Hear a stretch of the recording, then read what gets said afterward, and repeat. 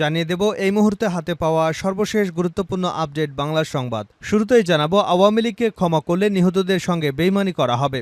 ছাত্র জনতার আন্দোলনে শেখ হাসিনার নির্দেশে যাদের গুলি করে হত্যা করা হয়েছে সেই হত্যাকারীদের ক্ষমা করলে নিহতদের আত্মার সঙ্গে বেইমানি করা হবে। ট্রাইব্যুনাল করে প্রতিটি হত্যার বিচার করতে হবে, এমনটাই দাবি করেছেন বিএনপির সিনিয়র যুগ্ম মহাসচিব অ্যাডভোকেট রুহুল কবির রিজভী। ভারতের যোধপুরে বিভিন্ন দেশের অংশগ্রহণে শুরু হয়েছে বার্ষিক বিমান মহড়ার কার্যক্রম তরঙ্গ শক্তির দ্বিতীয় পর্ব।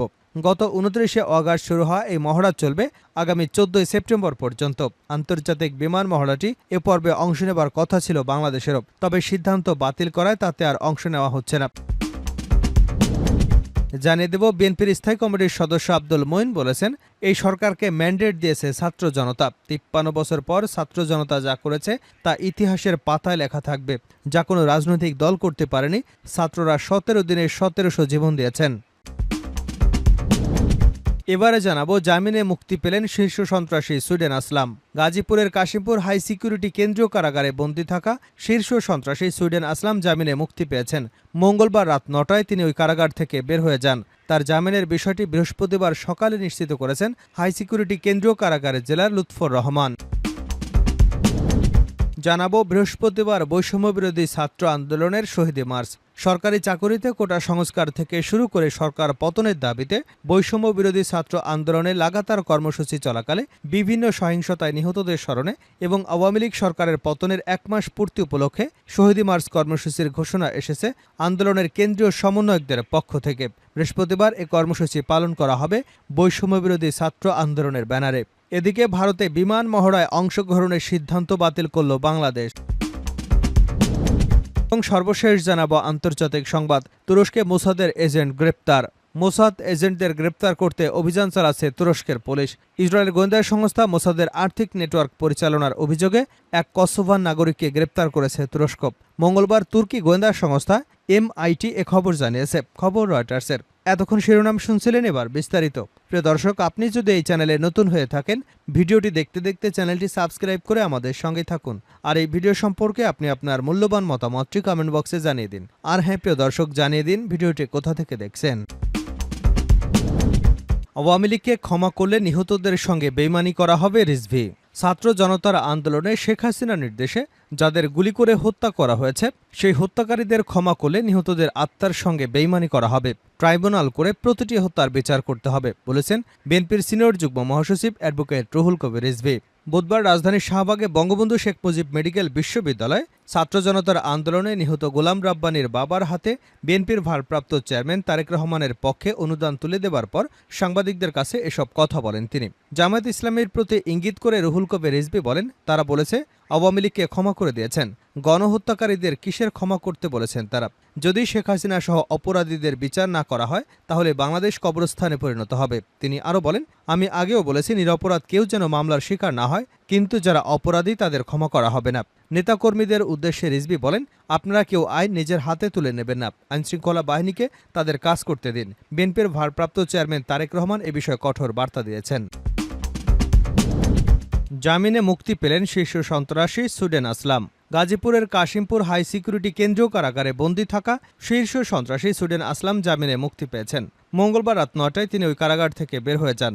তার জামিনের বিষয়টি বৃহস্পতিবার সকালে নিশ্চিত করেছেন হাই সিকিউরিটি কেন্দ্রীয় কারাগারের জেলার লুৎফর রহমান। সুইডেন আসলাম ঢাকার নবাবগঞ্জ থানার সাতিয়ার এলাকার শেখ জিনাত আলীর ছেলে। তার বিরুদ্ধে বিশেষ দায়রা মামলা নং 296/2011 মেট্রো বিশেষ দায়রা মামলা নং 1680/20 তেজগাঁও থানায় মামলা হয়। কারা কর্তৃপক্ষ সূত্রে জানা গেছে, গাজীপুর কাশিমপুর হাই সিকিউরিটি কেন্দ্রীয় কারাগারে শীর্ষ সন্ত্রাসী সুইডেন আসলাম 2014 সাল থেকে রয়েছেন।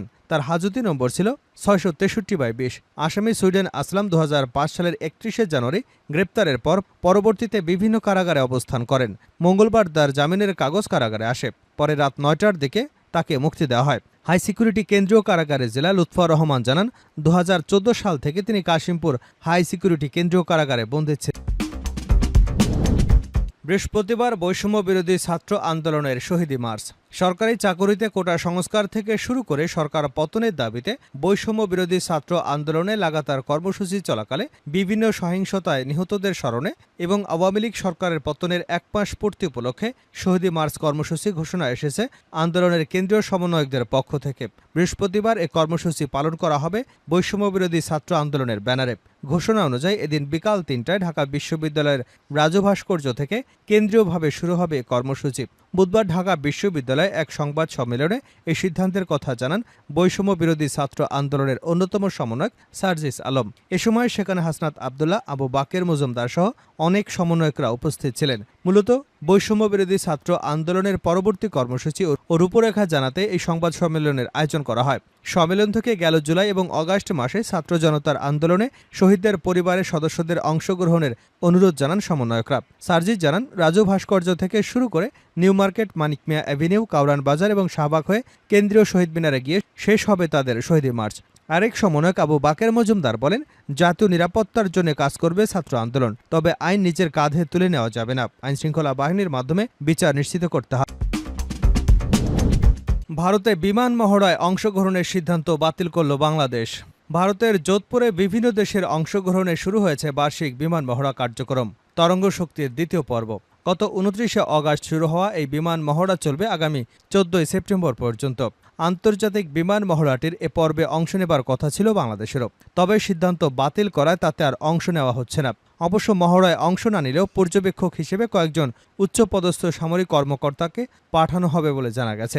মঙ্গলবার এক প্রতিবেদনে এ তথ্য জানিয়েছে ভারতীয় সংবাদ মাধ্যম দ্য প্রিন্ট। মূলত বাংলাদেশের বিমান বাহিনীর C-130 পণ্যবাহী বিমানে অংশ নেবার কথা ছিল এই মহড়ায়। ভারতীয় সংবাদ মাধ্যমটি তাদের প্রতিবেদনে বলেছে, বাংলাদেশের রাজনৈতিক পট পরিবর্তনের প্রেক্ষাপটে সৃষ্ট পরিস্থিতিতে ভারতের প্রথম বড় বহুপাক্ষিক আন্তর্জাতিক বিমান মহড়া তরঙ্গ শক্তির দ্বিতীয় পর্বের জন্য নিজেদের C-130 পরিবহন বিমান পাঠানোর সিদ্ধান্ত থেকে সরে দাঁড়িয়েছে ঢাকা। অবশ্য বাংলাদেশ এ মহড়া পুরোপুরি বয়কট করছে না বলেই দাবি ভারতীয় প্রতিরক্ষা সংস্থার বেশ কয়েকটি সূত্রের। তারা বলছে, মহড়ায় অংশ না নিলেও পর্যবেক্ষক হিসেবে ৩ জন সিনিয়র সামরিক কর্মকর্তাকে পাঠাবে বাংলাদেশ। সূত্র দ্য প্রিন্ট আরও জানিয়েছে, মহড়ায় বাংলাদেশ অংশগ্রহণ না নিলেও এখন শ্রীলঙ্কা দুটি B-200 সুপার কিং সামুদ্রিক নজরদারি বিমান নিয়ে এতে অংশগ্রহণ করবে। যদিও এই মহড়ায় প্রথমেই দেশটির বিমান পাঠানোর কথাই ছিল না। উল্লেখ্য, ভারতে ২ দফায় বিমান মহড়া তরঙ্গ শক্তি অনুষ্ঠিত হচ্ছে। প্রথম দফা হয়েছে গত ৬ আগস্ট থেকে ১৪ আগস্ট পর্যন্ত। তাতে অংশ নেয় বাংলাদেশ বিমান বাহিনী, কিন্তু দ্বিতীয় দফায় বাংলাদেশ আর এই মহড়ায় যোগ দেবে না বলে জানিয়েছে ঢাকা। যুক্তরাষ্ট্র, সিঙ্গাপুর, অস্ট্রেলিয়া, গ্রিস, সংযুক্ত আরব আমিরাত, জাপান প্রভৃতি দেশ ভারতের এই মহড়ায় অংশ নিচ্ছে বলে জানা গেছে। ভারতীয় সংবাদ মাধ্যম বলছে, দেশের শাসন ক্ষমতার পালাবদলের কারণে বাংলাদেশ এই সিদ্ধান্ত নিয়েছে বলে মনে করা হচ্ছে। ছাত্র জনতার ব্যাপক বিক্ষোভের মুখে গত ৫ আগস্ট প্রধানমন্ত্রীর পদ থেকে সরে দাঁড়িয়েছেন শেখ হাসিনা এবং পদত্যাগ করে সে ভারতে আশ্রয় নেবার পর রাতারাতি ভারত এবং বাংলাদেশের সম্পর্কের অবনতি ঘটে। সংবাদ মাধ্যমটির দাবি, শেখ হাসিনাকে আশ্রয় দেওয়ার সিদ্ধান্ত বাংলাদেশ ভালোভাবে নেয়নি। তার উপর বাংলাদেশের